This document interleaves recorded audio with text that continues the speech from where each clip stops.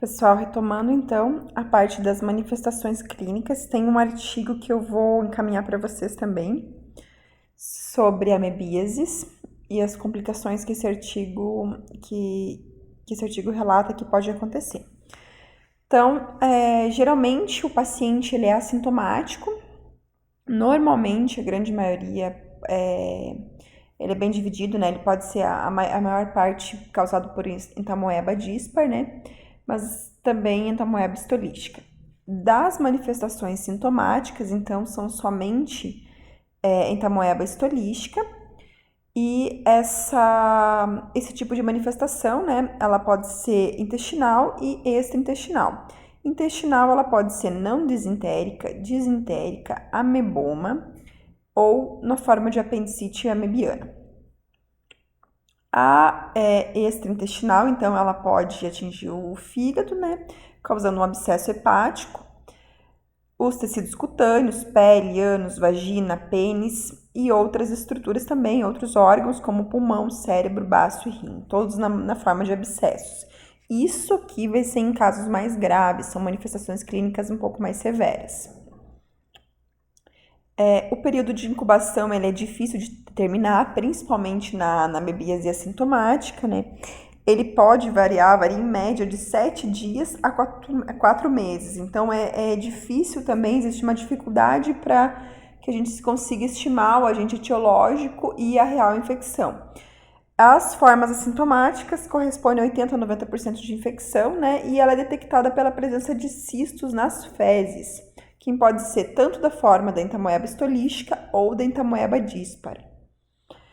Um outro artigo também de diferenciação de entamoeba histolística e entamoeba dispar, vou enviar para vocês junto com as aulas. Que por elas terem essa similaridade morfológica, é muito difícil, o diagnóstico ele se confunde bastante, principalmente na análise microscópica.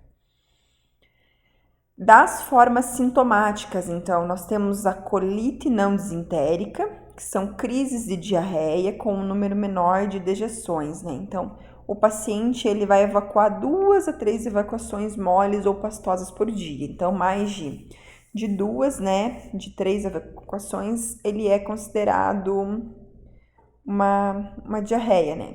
Elas podem ser com muco ou sangue, ou sem muco também, sem sangue, né? Acompanham dores abdominais, cólica, flatulência, sensação de desconforto abdominal. Observem que os sintomas da colite não disentérica é um sintoma muito inespecífico. Então, alguns tipos de bactérias também causam esses mesmos sintomas, que é o caso da salmonela. Claro, a salmonela às vezes apresenta um quadro de febre, a Escherichia coli também pode causar um quadro parecido. Existem bactérias, fungos que têm a mesma apresentação, a mesma forma, e também doenças inflamatórias intestinais. Então, é um sintoma muito inespecífico para que o clínico defina qual que é o agente etiológico, qual que é a real causa. Então, ele precisa ser investigado antes de tratamento. A colite disentérica, que já é uma forma um pouco mais grave, né, também sintomática, caracterizada por diarreias, dores abdominais, dores ao evacuar, né, os tenesmos, diarreia com evacuações muito frequentes, chegando às vezes de 8 a 10, que já é um quadro que pode levar à desidratação, que já é mais grave, né, é conhecido como disenteria amebiana, até mesmo 20 por dia, que já é bem preocupante. Então, o paciente precisa fazer suplementação com hidratação oral ou hidratação intravenosa, para que seja evitado também o risco de desidratação, que o paciente possa levar pior e a óbito, né? As fezes, elas são líquidas, mucossanguinolentas, que refletem uma lesão ulcerativa, né? Inflamação do intestino, causado pelas amebas.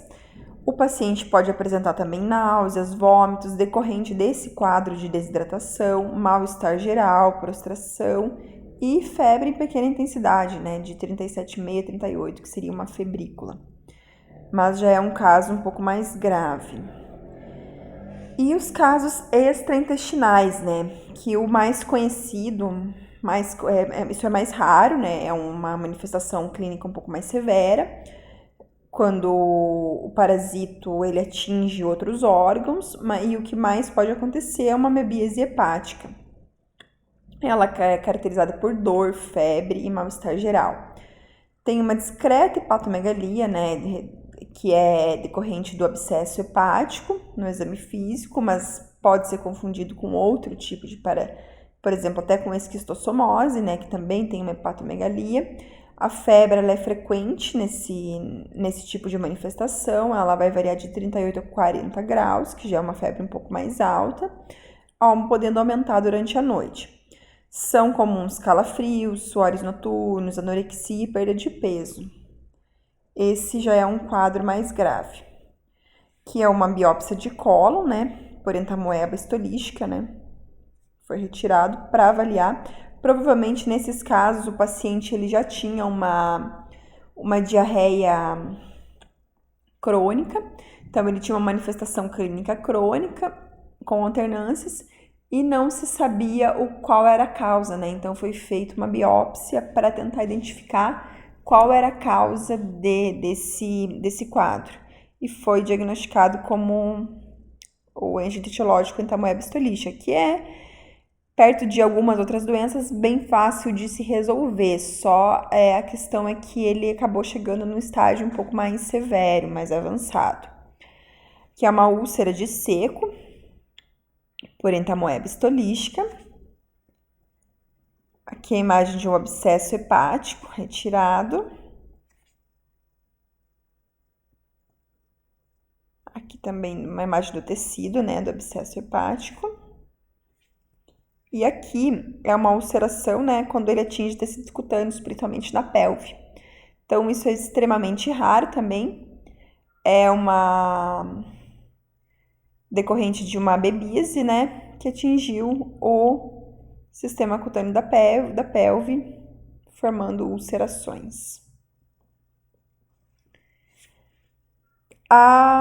Então, as que nós vimos, né, a intestinal, ela pode ser tanto não as formas sintomáticas não desentéricas como desentéricas, né? A não desentérica são fezes pastosas, dor abdominal, evacuações frequentes, e a desentérica são fezes líquidas ou que apresentam muco e sangue, né? Um quadro mais grave. Os sintomas mais graves, eles se atenuam geralmente após o 5º dia, né? Que se inicia a fase crônica ou subaguda, né? A taxa de mortalidade ela é alta, podendo ocorrer até o 10º dia. O ameboma é caracterizado por diarreia, perda de peso, cólicas intestinais, dores ao evacuar, enterorragia e obstrução intestinal, que também é um caso um pouco mais grave. As extraintestinais, né, hepática, como nós já vimos, o paciente apresenta uma dor ao hipocôndrio direito, que ele vai sentir com qualquer movimento que ele faça, uma leve hepatomegalia, que pode ser confundida com outros tipos, né, com outras doenças também, então isso é importante a identificação, o exame, por exemplo, o uso de uma ultrassonografia para tentar já descartar algumas outras possibilidades. A febre nesse paciente ela atinge 40 graus Celsius e a manifestação pleuropulmonar, o paciente também apresenta febre, vai apresentar dor torácica ao lado direito, tosse e expectoração de pus com odor característico de chocolate, né? Com cor e odor característico, né? A cor vai ser de chocolate.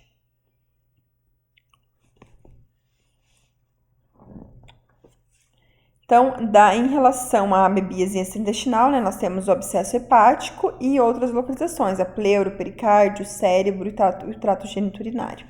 Todos eles vão se manifestar na forma de abscesso.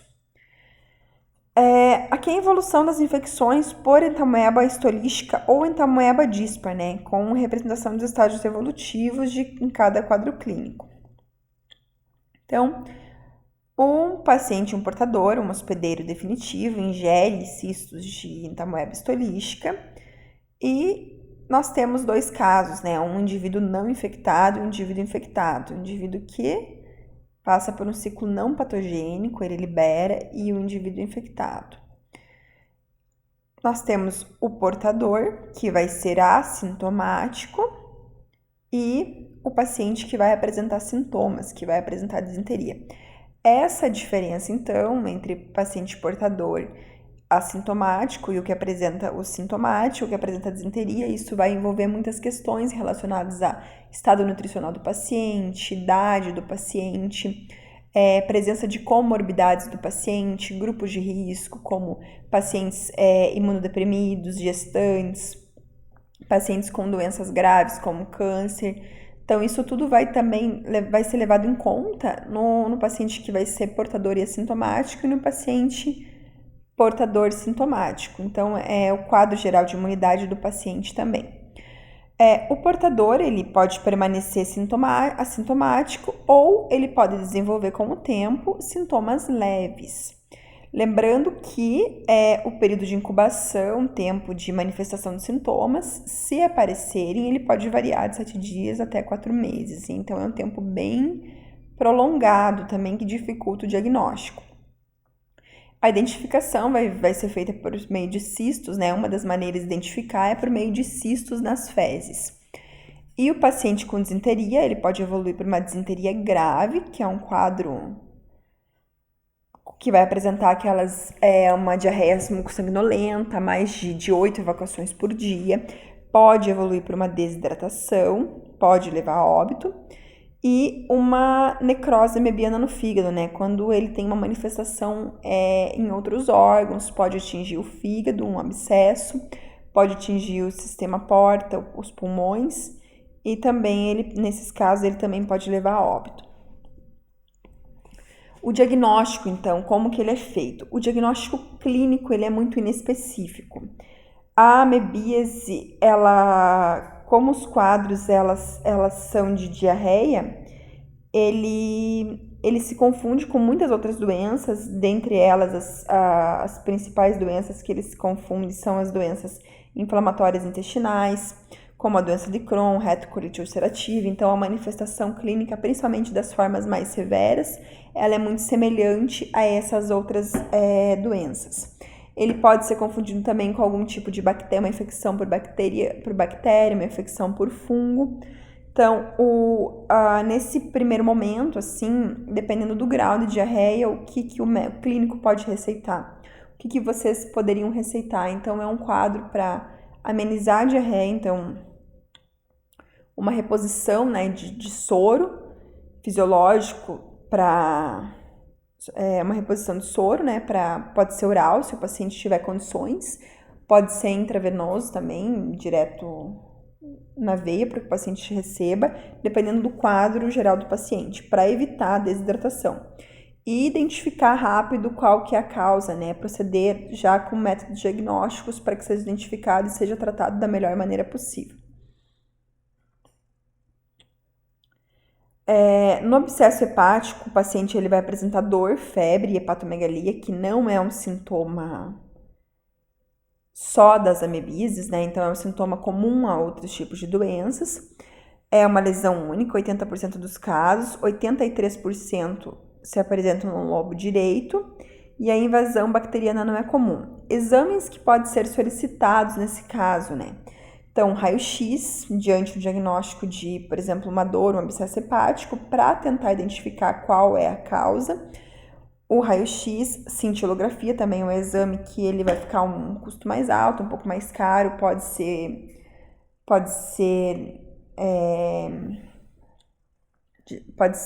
pedido, né, necessário. A ultrassonografia, que é um exame um pouco mais barato, um exame rápido, que fica pronto rápido e mais acessível do paciente fazer para identificação. Então, ele vai possibilitar a visualização principalmente do fígado, se estiver bem, se estiver com um abscesso hepático, e uma tomografia computadorizada, né, que vai permitir uma visualização um pouco mais ampla. O médico pode fazer combinação, né, pode fazer combinações de pedidos, então, geralmente uma ultrassonografia e uma tomografia computadorizada. Depois feito isso, uma punção do abscesso hepático, mas só quando não há regressão após tratamento, devido ao risco, né? Então, primeira coisa, tratar a amebíase depois é feito a punção do abscesso hepático. A importância do aspecto das fezes. Então, quando o paciente ele vem até a consulta, é importante saber, e para o profissional que vai realizar o exame também, né, que vai estar em contato, então, o aspecto das fezes e o número de evacuações por dia que vai caracterizar a diarreia, né. Então, mais de 3 a 4 evacuações, mesmo que sejam pastosas, já é considerado diarreia. E não precisam ser líquidas, né? Então, as fezes, elas podem ser formadas, elas podem ser semi-formadas, pastosas ou líquidas, né? Sem contato com urina, né? Para coleta, né? Solo em recipientes limpos e de boca larga. A textura das fezes, elas podem ser formadas, pastosas ou líquidas e devem ser mantidas em temperatura de 10 graus Celsius, né? Então, em refrigeração até que sejam analisados. Os conservantes, quando necessário, quando utilizado pelo laboratório, são fornecidos, né, pelo laboratório. O exame parasitológico de fezes é um dos métodos mais utilizados, é o melhor método para diagnosticar os casos de amebíase intestinal, tanto na fase aguda quanto na fase crônica. É feita a identificação de cistos nas fezes. As amebas, elas possuem uma classificação, nós vamos ver as não patogênicas mais detalhadamente nas aulas práticas, também em relação à classificação, quanto ao número de núcleos, que permite essa diferenciação entre uma ameba e outras. As mais parecidas, então, são a entamoeba dispar e a entamoeba histolística, né? As fezes líquidas, elas podem ser feitas pelos métodos de Chaldin, né? Então, o exame é direto ou em 30 minutos para identificar trofozoítos. E as fezes formadas é feita uma técnica de Fauch, que é uma técnica de sedimentação espontânea.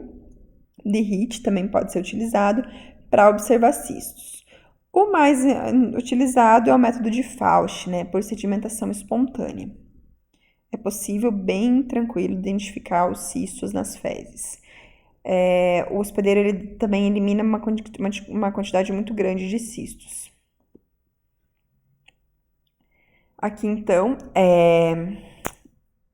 os núcleos, né? Então, da entamoeba histolística, né? São núcleos pequenos, cariocoma central e cromatina fina, que é fácil identificar.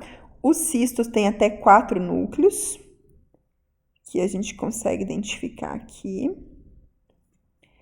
Cariocoma grande, excêntrico, um citoplasma grosseiro e vacuolizado, e os cistos maduros tipicamente têm 8 núcleos. No caso da entamoeba cori, né? Esse aqui é uma diferenciação. A entamoeba histolística, ela tem 4 núcleos e uma cromatina fina. E no caso da entamoeba cori, ele tem até 8 núcleos. Que é um método diagnóstico que vai diferenciar a dificuldade mesmo, que vai ser feita por exames bioquímicos, por técnicas de PCR, para identificar a entamoeba histolística e a entamoeba dispar. Os métodos imunológicos também, como todas as outras parasitoses que nós já vimos, que podem ser utilizadas, então, principalmente para uma amebíase extraintestinal, então a gente pode usar o ELISA, né, para identificar anticorpos, imunofluorescência indireta, tanto para identificar trofozoítos no cérebro, pulmões, tecidos cutâneos, fígado, pelve, cólon, no sistema porta, e eles podem ser identificados através de biópsia, né, como no caso de uma biópsia intestinal, em que é possível ver os trofozoítos, que são essas célulazinhas aqui, com um núcleo. Outros exames que podem ser solicitados, então, a retrosigmoidoscopia para visualização das ulcerações. Isso não é um exame muito comum de ser pedido também, é um exame mais específico, né, para identificação do agente etiológico. A radiografia, tomografia, ultrassonografias e a ressonância magnética. Então, nesse caso, como o parasito vai estar também no intestino grosso, a ressonância magnética, ela possibilita geralmente para tecidos moles, uma visualização um pouco mais, com uma resolução um pouco melhor em relação à tomografia, né? Então, nesse caso, teria uma indicação melhor, uma ressonância e uma ultrassonografia, que são métodos auxiliares para tentar identificar, né, a localização e o tamanho dos abscessos e para distinguir de outras etiopatologias, para tentar fechar o diagnóstico. Então, por exemplo, um caso de um abscesso no cérebro, nos pulmões. Nos pulmões a gente pode realizar uma radiografia, no cérebro uma ressonância, para tentar fechar o diagnóstico. No fígado, uma ultrassonografia com uma tomografia, para que seja identificado o agente etiológico. Em relação ao tratamento e à profilaxia.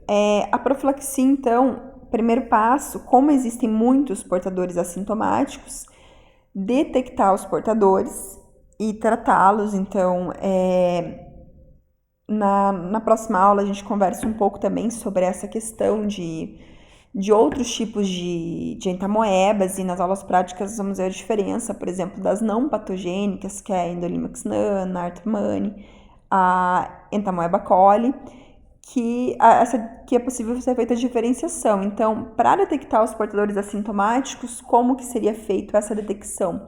Por meio de um teste em massa, teste de fezes em massa na população. Isso também não é um exame muito comum, né? Geralmente em escolas, alguns estudos, trabalhos que envolvem em tratar uma população assim mais frequente. Tratando esses pacientes, os portadores assintomáticos, que são os transmissores, já é possível diminuir bastante os riscos, né? Medidas gerais de higiene, assim como todas as outras parasitoses, lavar os alimentos crus, verduras, frutas, destino adequado dos dejetos, ferver água de consumo, e principalmente em locais que não há água tratada, né? Em relação aos incestos vetores, então lembro das formas de transmissão, né?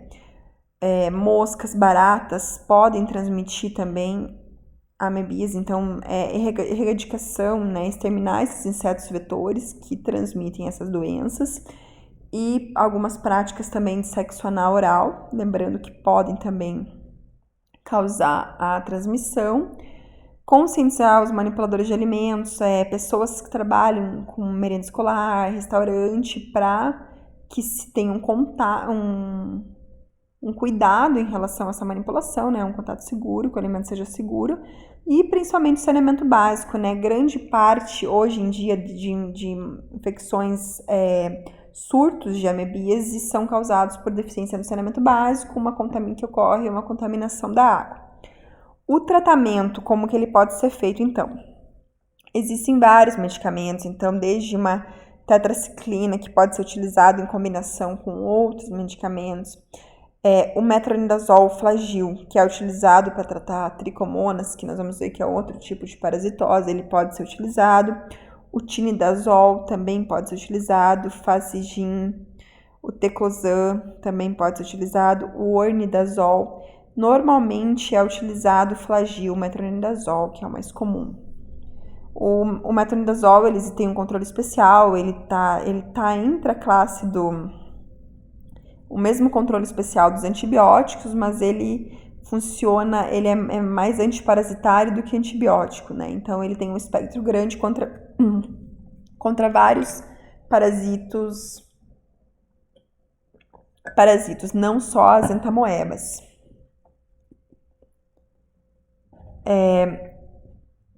Em relação, eu tenho algumas perguntas para vocês que nós vamos discutir na aula que vem, então. Como vocês iriam proceder atendendo um paciente com forte dor de barriga? Então, o paciente chega até o consultório, tem uma queixa de forte dor de barriga.